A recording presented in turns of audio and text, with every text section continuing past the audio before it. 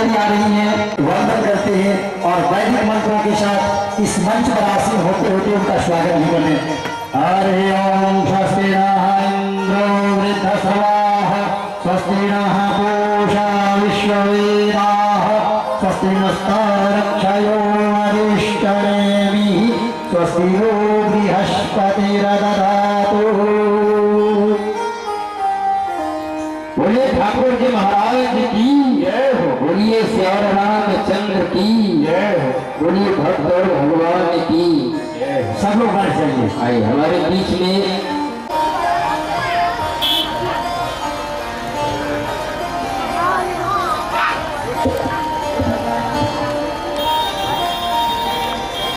श्री गणेशाय नमः। ओम रामाय रामचंद्राय रामभद्राय मानसे रघुपतये सीतापतये नमः। ओम समर्पयामि। ओम श्री सीतारामाय नमः। सिया राम मैं सब जग जानी करूं प्रणाम जोरी जुग पानी। फिर हाथ में जल पुष्प लीजिए, व्यासपीठ की वंदना कर दीजिए। स्थापयामि ध्यायामि व्यासपीठ पर जलम गंधाक्षतम पुष्पाणि रूपम दीपम नैवेद्यम समर्पयामि ततो नमस्कारं करोमि। हाथ में अक्षत और पुष्प लीजिए और रुपये दक्षिणा के रूप में मंत्र पुष्पांजलि समर्पित कीजिए। ओम यज्ञेन यज्ञमयजन्ति वाहतानि धर्माणि तत्मान्यासनते हनागम महिमानः सचन्ते यत्र पूर्वेशाभ्यासन्ति देवाः। ओम मंत्र पुष्पांजलि समर्पयामि। समर्पित कर दीजिए।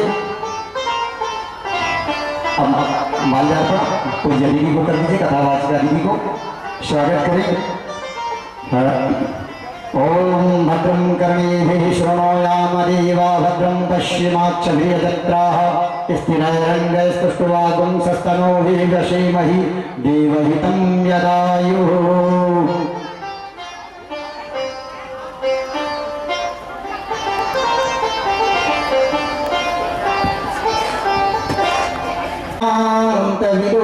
वदन्ति परं प्रधानं पुरुषं प्रधानम्।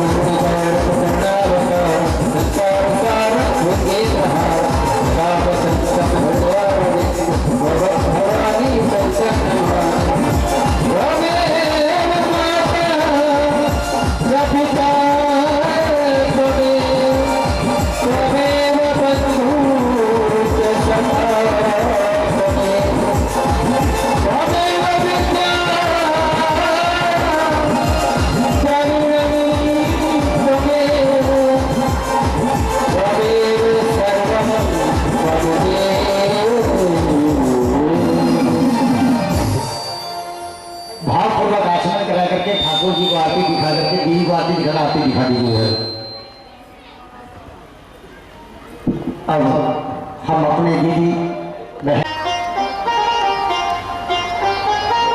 ताली बजाइए भाई, बहन का स्वागत हो रहा है, अपनी बहन का, अपनी बेटी का स्वागत हो रहा है, ताली नहीं बजाएगी? अरे क्या बात है, वाह। देखिए तो चलिए अब हम सागर ताती जी से विनम्रता पूर्वक निवेदन करेंगे कि जो आर्गन बजा रहे हैं आप हमारे करके स्वागत करेंगे। इसके बाद हम श्री शाकंदर ताती जी से निवेदन करेंगे जो अभी अभी एसआई में कंप्लीट किया है और चुनाव के कारण जिसकी अभी नियुक्ति नहीं हुई है, वो जो नाल वादक हैं श्री अवनीश पांडे, उनका स्वागत करेंगे।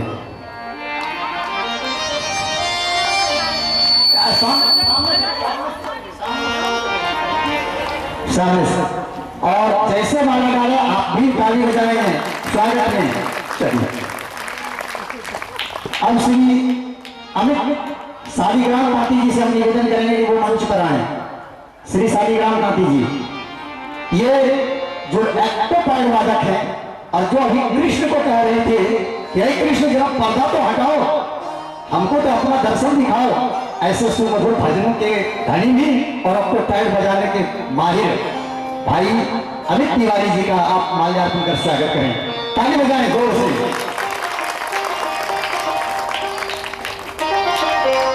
अब श्री शशि दीक्षित जी से हम विनम्रता पूर्वक निवेदन करेंगे कि वो मंच पर आए और बड़े सौभाग्य की बात है कि हमारे बहन के श्री विष्णु जी, हमारी बहन के श्री विष्णु जी जिनका नाम श्री दिवाकर प्रसाद जी है और वो मंचासीन हैं और अयोध्या से चलकर आए हैं, हम उनका भी माल्यार्पण कर स्वागत करते हैं।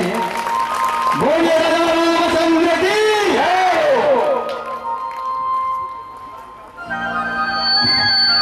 अब एक बार फिर से विनम्रता पूर्वक निवेदन करेंगे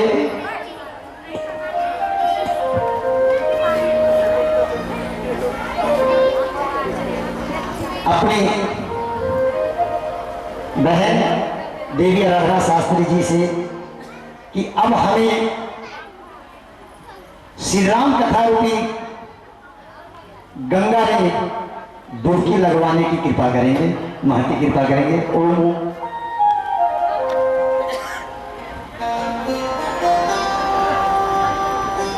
श्री राघवेंद्र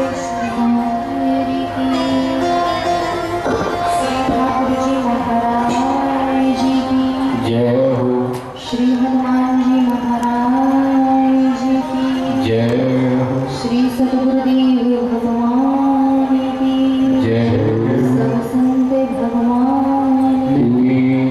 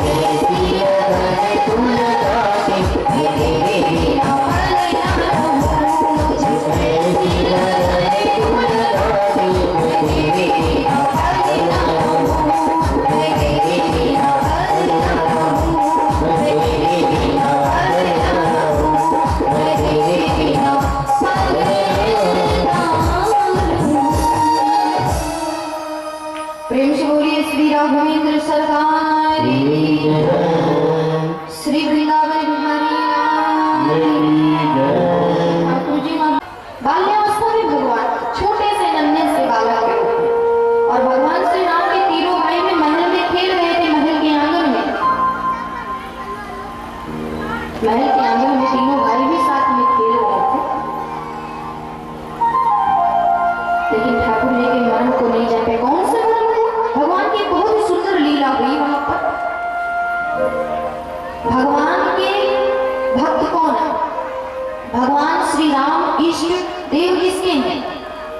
एक तो बाल रूप भगवान शिव के बाल रूप इष्ट देव है राम जी, और दूसरे बाल रूप इष्ट देव किसके हैं? कागभूषुंडी जी। कागभूषुंडी के से बड़ा कोई इस संसार में वक्ता नहीं है सदैव, क्योंकि भगवान ने उन्हें आशीर्वाद दिया। जब जब भगवान अवतार लेते हैं बालक के रूप में, बाल्यावस्था जब जब भगवान की होती है, तब तब कागभूषुंडी जी महाराज नन्हे से छोटे से कौवे का रूप धारण करके भगवान के साथ में आते हैं, भगवान के साथ में खेलते हैं, कूदते हैं और भगवान की जूठन को खाते हैं, प्रसाद समझ करके। तो यही लीला यहाँ पर कागभूषुंडी जी ने कि नन्हे से बालक का, नन्हे से कौवे का रूप धारण करके बाल्यावस्था राम जी के महल के आंगन में खेल रहे थे। माता पिता बैठे हुए हैं, भगवान के बाल रूप का दर्शन कर रहे हैं।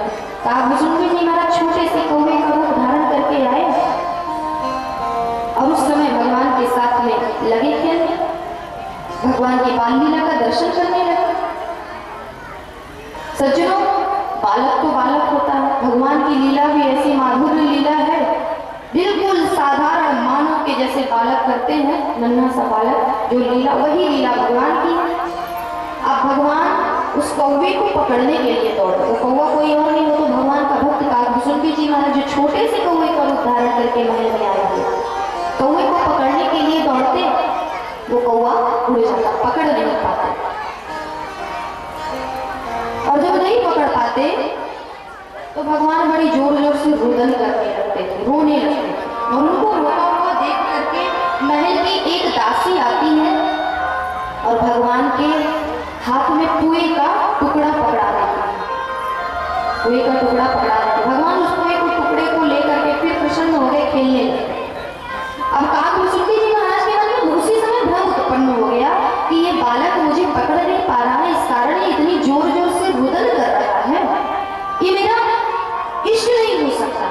ये परब्रह्म परमेश्वर, ये भगवान श्री राम नहीं, ये मेरा इष्ट देव नहीं है, ये भगवान नहीं, ये परमात्मा नहीं है, ये तो एक साधारण से राजा का लड़का लगता है, साधारण मनुष्य का लड़का, पुत्र ऐसे इसकी लीला, ये मेरे भगवान, ऐसा भ्रम उत्पन्न हो गया।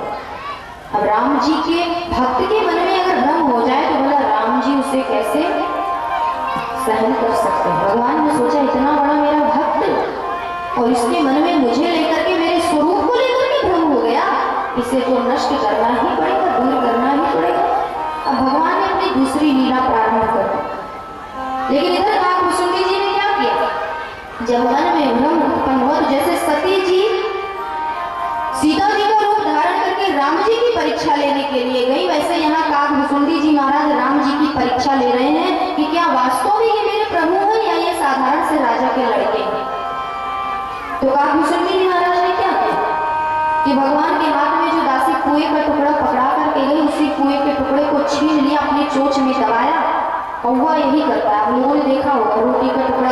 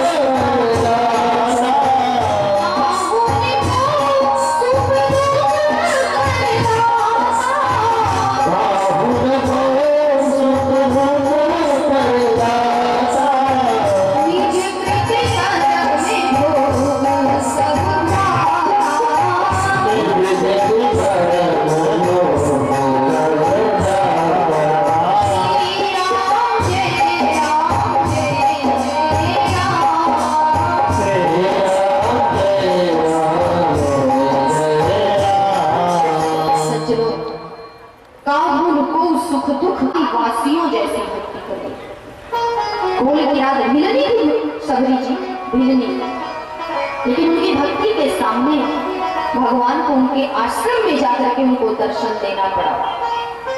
सज्जनों, भगवान की कैसी भक्त थी सबरी, मैं संक्षेप में निवेदन कर दूं।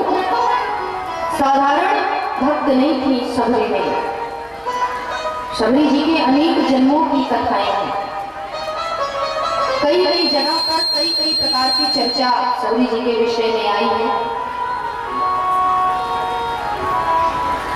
प्रेम से बोलिए श्री राघवेंद्र सरकार की। कहीं कहीं ऐसा वर्णन आता है कि सबरी जी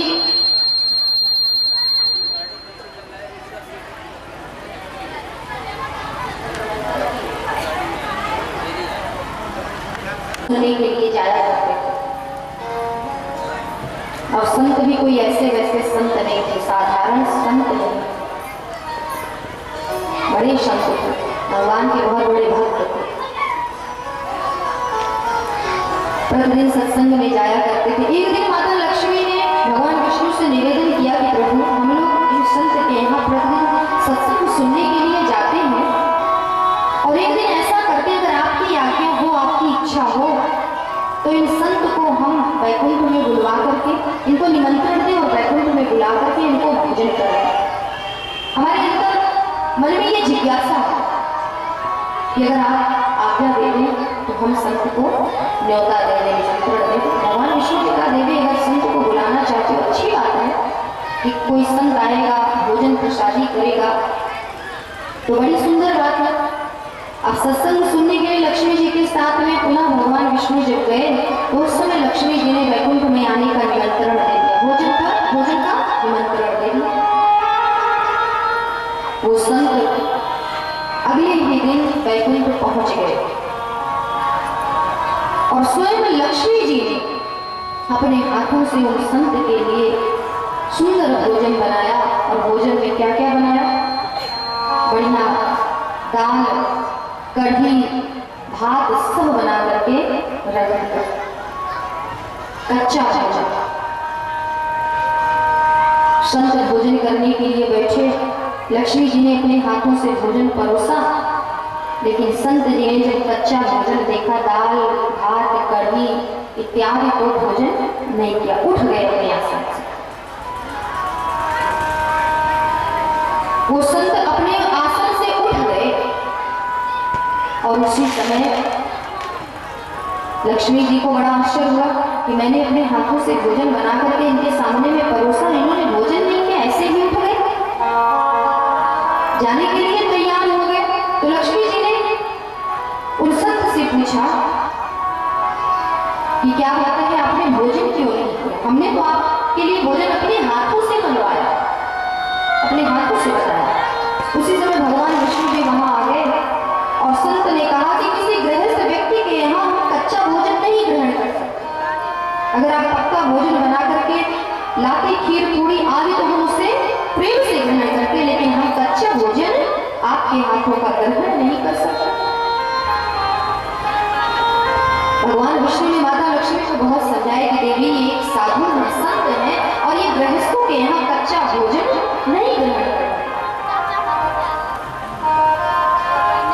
उसी समय लक्ष्मी जी को बड़ा क्रोध आया, बहुत क्रोध आया, और क्रोधित होकर के उन संत को बिना सोचे विचारे श्राप दे कि हमारा ही भजन करके, हमारी ही माला का जाप करके तुम इतने बड़े संत बने हो। भजन किसका करते हो? हमारा ही भजन करते हो। माला जाप करते हो, किसकी करते हो? हमारे नाम की माला जाप करते हो। और उसके बाद भी तुम कहते हो कि हमारे हाथों के द्वारा बनाया हुआ तुम भोजन ग्रहण नहीं करोगे। जाओ, मैं तुम्हें श्राप देती हूँ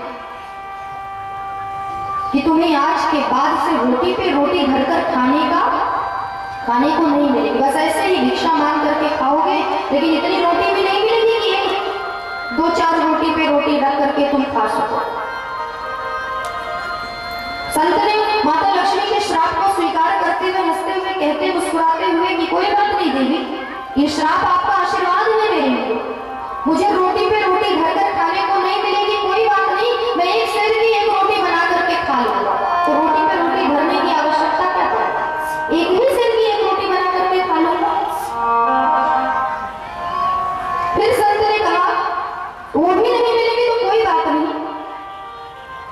मैं खीर बना करके पी लूंगा, हलवा बना करके पी लूंगा, रोटी पे रोटी धरने की आवश्यकता क्या है?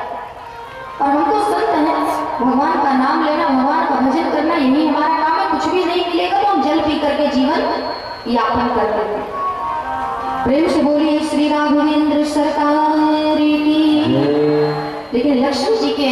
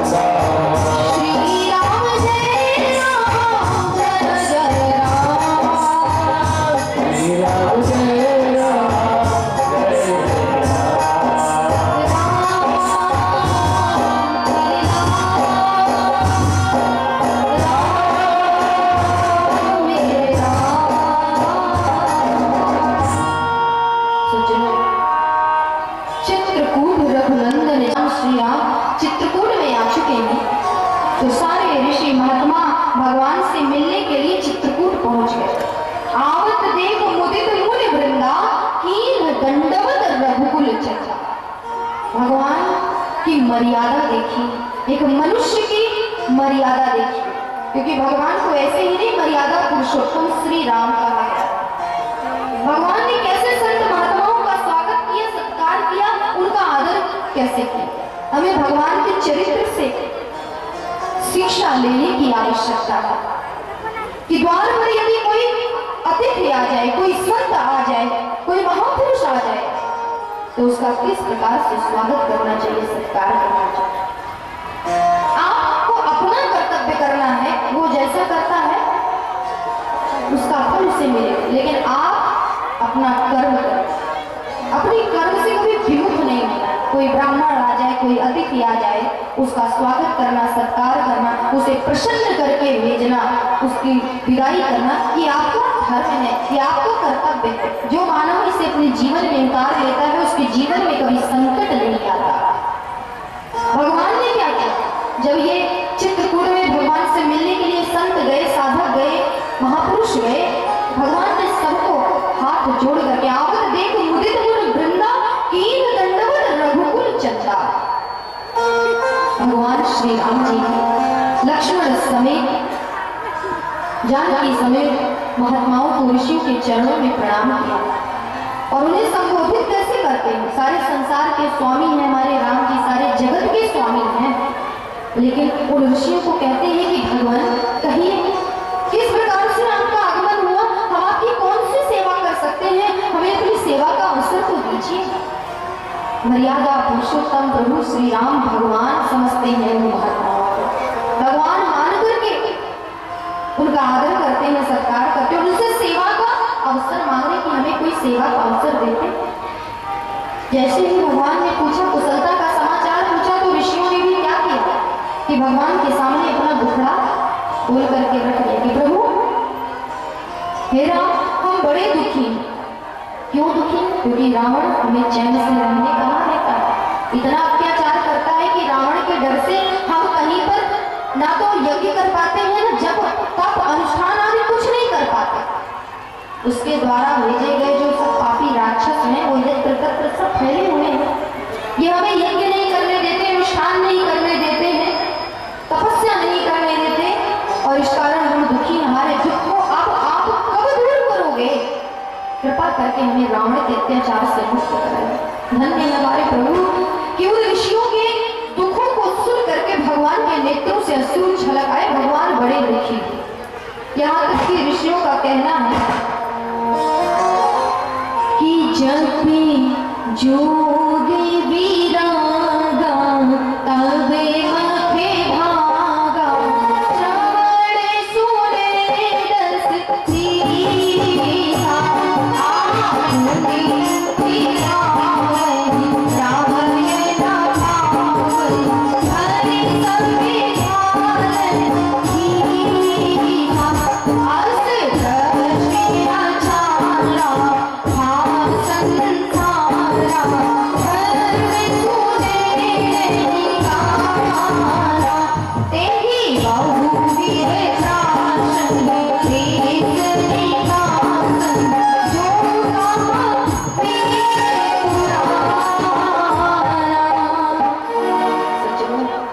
ये ऋषि महात्मा भगवान से कहते हैं कि रावण था कंदमूल फल, क्योंकि जंगल के निवासी हैं, जंगल इनका घर है, तो जंगल का जो फल है भगवान को बहुत ही अधिक प्रिय फल लगता है। कौन सा? कंदमूल फल। जो 14 वर्ष वन में भगवान ने कंदमूल फल खा करके ही बिता दिया, वही कंदमूल फल दोने में भर भर लेते हैं। दोने में कंदमूल फल भारी भर दोना।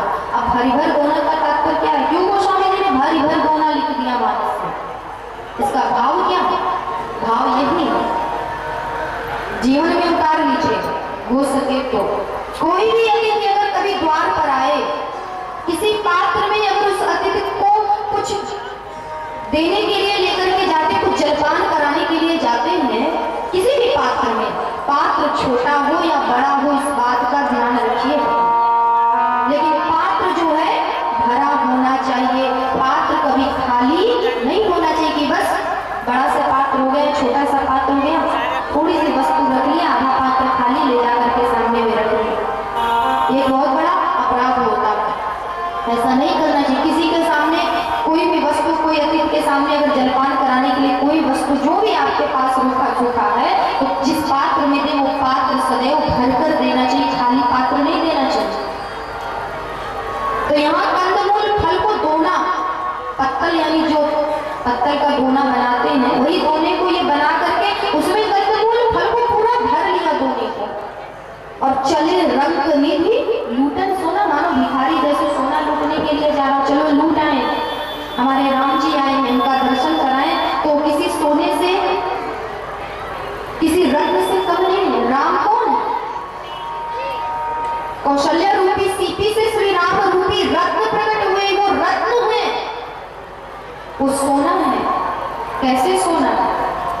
अरे इस स्वर्ण को, इस रत्न को प्राप्त करने के लिए महाराज दशरथ जी ने 23,000 वर्षों की कठिन तपस्या की है, तब जाकर के राम जैसे पुत्र को प्राप्त किया, राम जैसे रत्न को प्राप्त किया। क्योंकि वर्णन आता है, श्री शंकादिक जी महाराज वर्णन करते हैं कि राम रत्न महम वंदे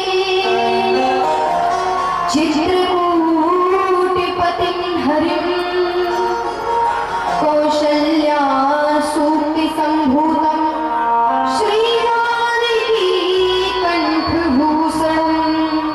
तो कौशल्या रूपी सीपी से श्री राम रूपी रत्न प्रकट हुए, जो श्री जानकी जी की कंठ का आभूषण बन गए।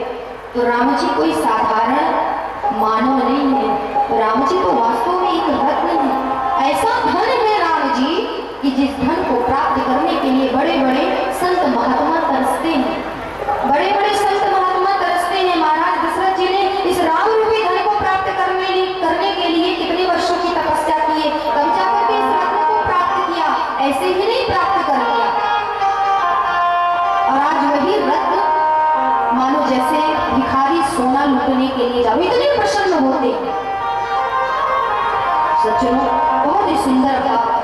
ये कोल किरात भील जंगली आदिवासी जब भगवान के पास में पहुंचे, तो जो कुछ भी भेंट सामग्री कंदमूल फल को दोने में भर करके आए और भगवान के सामने में रख दिया, और निवेदन करते हैं कि करही जोहारे भेंट भरिया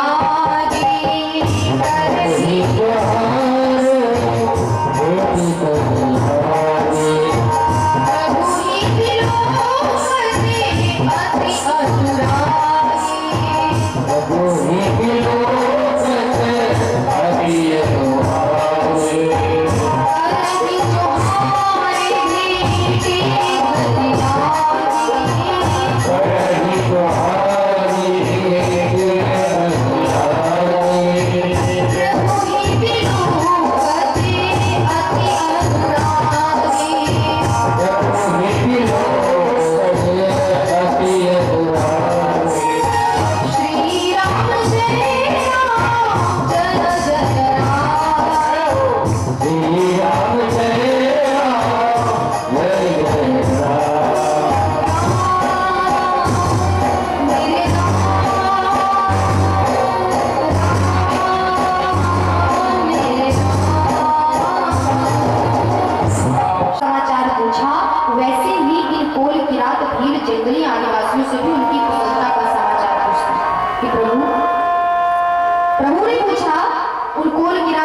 जंगली आदिवासियों से भाई आप लोग भी कुशल मंगल से है ना, किसी प्रकार का कोई कष्ट तो नहीं है।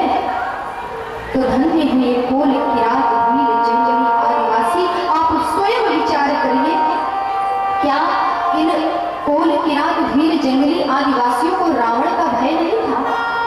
क्या इनको पापी रावण के का डर नहीं था? रावण का अत्याचार तो सारे संसार पर हो रहा, सब त्राहिमाम कर रहे, सब दुखी थे रावण के अत्याचार से। संत महात्मा ज्ञानी मुनीत सब दुखी थे, ब्राह्मण सब दुखी थे। इन कोल किरात भील जंगली आदिवासियों को भी रावण का भय था, डर था, ये भी दुखी थे रावण के अत्याचार से। लेकिन इन्होंने यहाँ पर विचार किया कि यदि हम अपने मन का दुख भगवान के सामने में अगर निवेदन करेंगे, भगवान को बताएंगे, तो हमारे प्रभु और भी दुखी हो जाएंगे। इसलिए इन्होंने अपने मन की बात को मन में ही दबा लिया, मन के दुख को भगवान के सामने में जाहिर नहीं होने दिया, दिखाते ही नहीं, उसे छुपा लेते हैं। इन्होंने सोचा कि यदि अगर भगवान को बता दिया अपना दुख, तो भगवान और दुखी हो जाएंगे और हम अपना दुख सह लेंगे, लेकिन भगवान को दुखी नहीं कर सकते।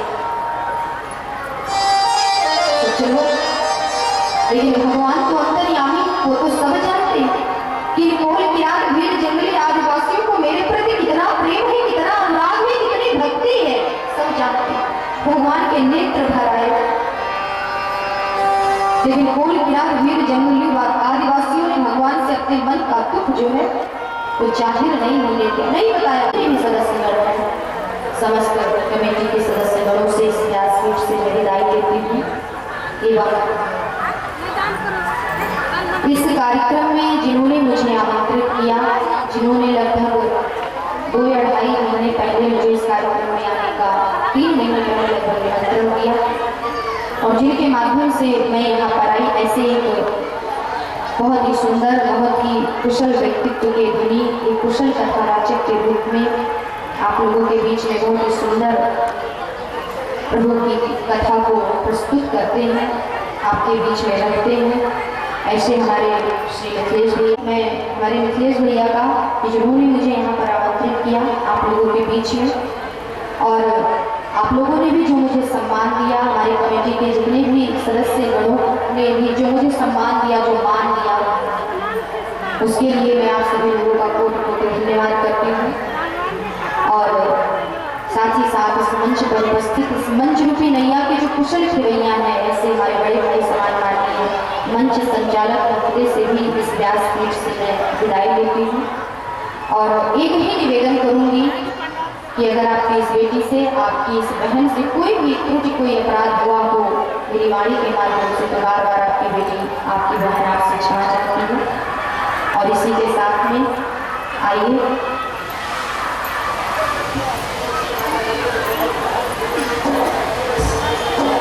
प्रेम से बोलिए श्री राघवेंद्र सरकार की।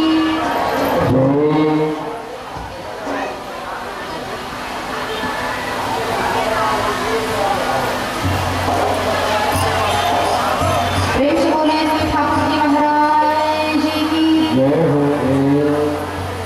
आइए एक विदाई दी और तत्पश्चात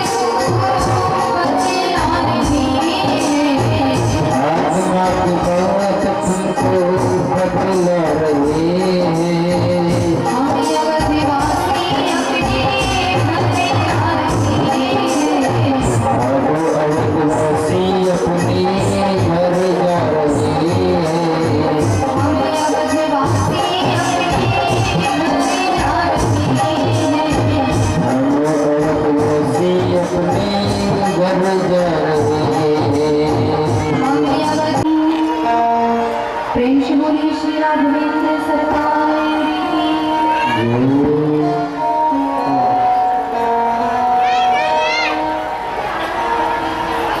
मित्रों, देवी आराधना शास्त्री जी का हम सब लोगों ने 5 दिनों तक सरस सुंदर और संगीत में श्री राम कथा का रसपान किया है।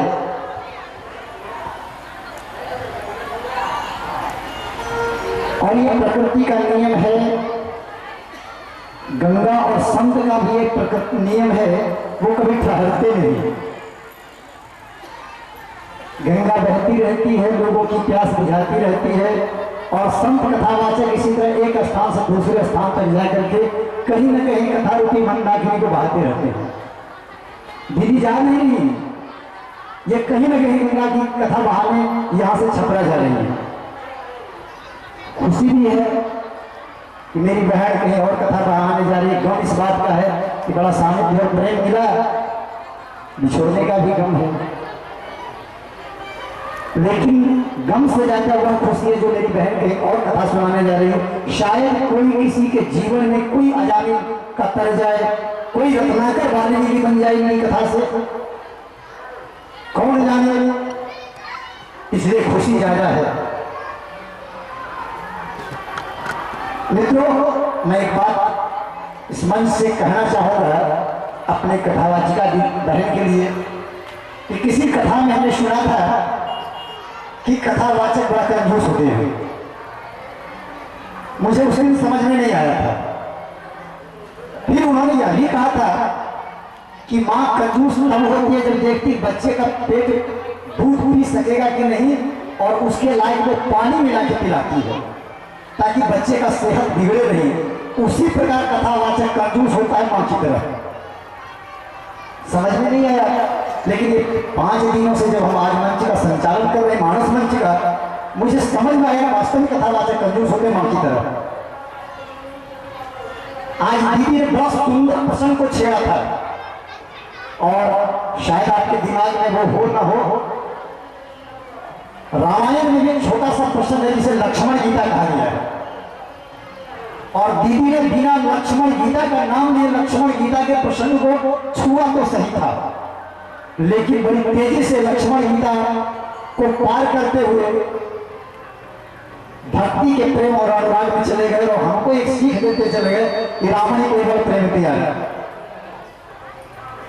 मित्रों, जब लक्ष्मण गीता का प्रसंग है, अगर मैं मानता हूं अगर दीदी कहती लक्ष्मण गीता पर, तो शायद आज ये गीत नहीं गाती, हम अवधवासी अवध जा रहे हैं। इनको इस लक्ष्मण गीता को कहने में 7 9वां दिन भी पालना हो जाता।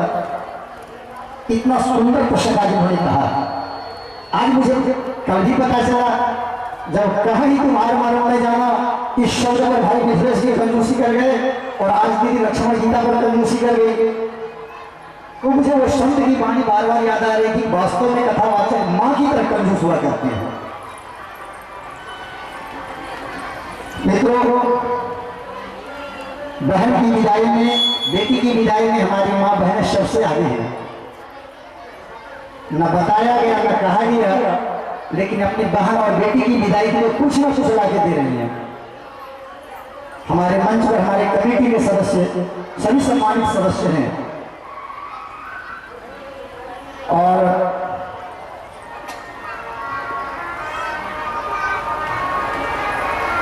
कालभूषणी भगवान के बाल रूप का दर्शन करने को हमेशा लड़ाई करते हैं, और कहते हैं जब जब बाल रूप हो तो मैं उनके साथ खेला करूँ, क्रीड़ा किया करूँ।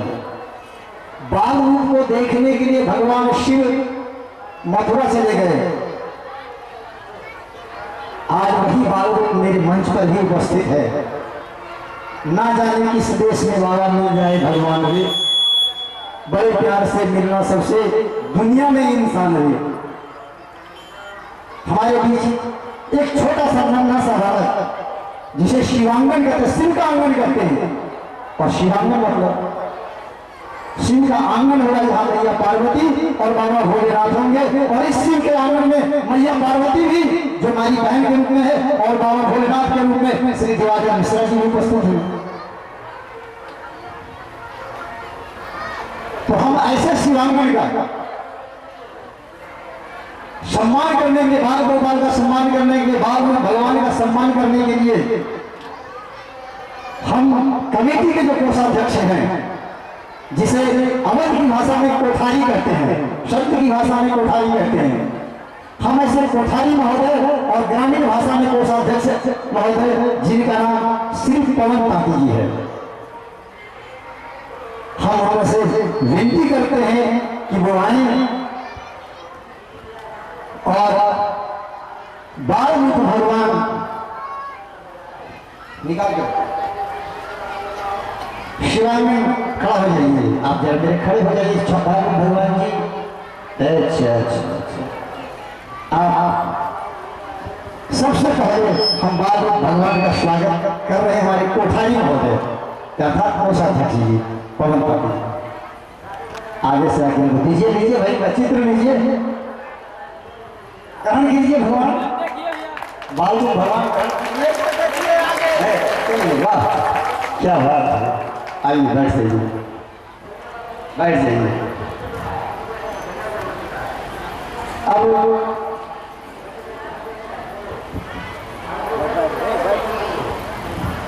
जो इस पूरे यज्ञ के संचालक हैं, संरक्षक जिसको कहा गया है, और जो इस यज्ञ में सब ग्रामीण भाषा में संता, आध्यात्मिक भाषा में यजमान, याज्ञिक भाषा में होता है, उनके सुपुत्र जो ITI कॉलेज के प्राचार्य भी हैं, युवा है और पढ़ा भी है। हम ऐसे अपने हृदय के टुकड़े जो Uma Devi memorial ITI college के प्राचार्य हैं, होता के सुपुत्र हैं, यज्ञ के होता के सुपुत्र हैं, यजमान के सुपुत्र हैं, जिसे आप समझ रहे हैं आदरणीय विश्वेश्वर ताती जी के सुपुत्र हैं।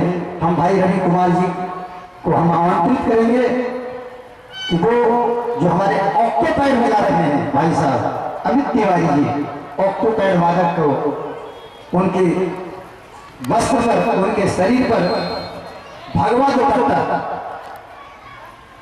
डाल करके उन्हें सम्मानित करने की कृपा करें। वहाँ ऑक्टोपैड पर बैठे हैं श्री अमित तिवारी भाई। नाम तो बड़ा सुंदर है, हमने सुना अजात शत्रु का तो नाम, लेकिन अमित का मतलब होता है जिसका कोई मित्र नहीं हो, और मित्र किसका नहीं होता है? जो परमात्मा होता है। परमात्मा का न कोई मित्र होता है, न कोई दोस्त होता है, न कोई दुश्मन होता है, और अमित का नाम परमात्मा का होता है। भाई बड़ा सुंदर नाम है। ऐसे अमित जी का बहुत स्वागत श्री रवि कुमार जी प्राचार्य Uma Devi memorial ITI college के प्राचार्य जी ने किया है। अब हम अपने सबसे बड़े भाई जो हमारे भी बड़े भाई हैं और जो बड़े सहृदय हैं, और जिस हनुमत लाल जी के कृपा से ये यज्ञ हो रहा है, उस हनुमत जी की को बिठाने में जिन्होंने अपनी महत्व भूमिका निभाई है और जिनका नाम श्री अर्जुन ताती जी है, हम ऐसे आदरणीय बड़े भाई से विनम्रता पूर्वक निवेदन करेंगे कि आप भगवा दुपट्टा हमारे नाल वादक श्री अवनीश पांडे जी को उठाकर उनका स्वागत करें।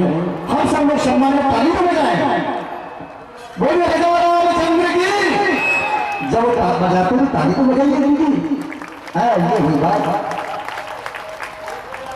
ताम में पार्वती और जिनका नाम श्री अर्जुन ताती जी है, हम ऐसे आदरणीय बड़े भाई से विनम्रता पूर्वक निवेदन करेंगे कि आप भगवा दुपट्टा हमारे नाल वादक श्री अवनीश पांडे जी को उठाकर उनका स्वागत करें।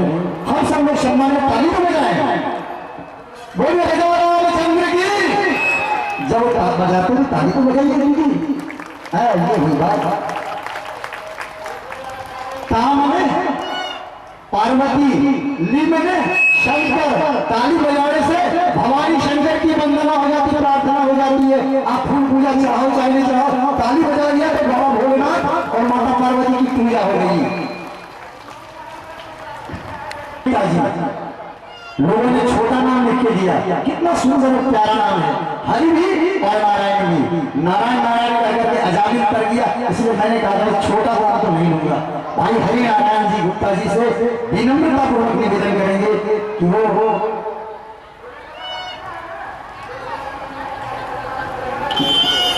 ये जो हमारे ऑर्गन वादक हैं उनका स्वागत करेंगे।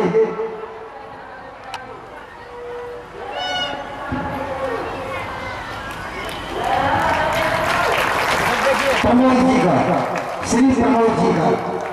देखिए बाल गोपाल जी ने बार बार कह रहे थे प्रमोद जी का नाम आप क्यों भूल गए, क्योंकि हमको शुरू में लगा के वो हनुमान कूद लगाएंगे और इन्होंने हनुमान कूद हनुमान कही गई है लगा ही दिया। दीदी ने घोषणा कर दी, चले बदमाश में। अब मित्रों अभी हम आज जब स्वागत का क्रम चल रहा था तो पंडित जी महाराज कभी कभी कराते हैं। हमारे पंडित जी आचार्य जी बैठे हैं।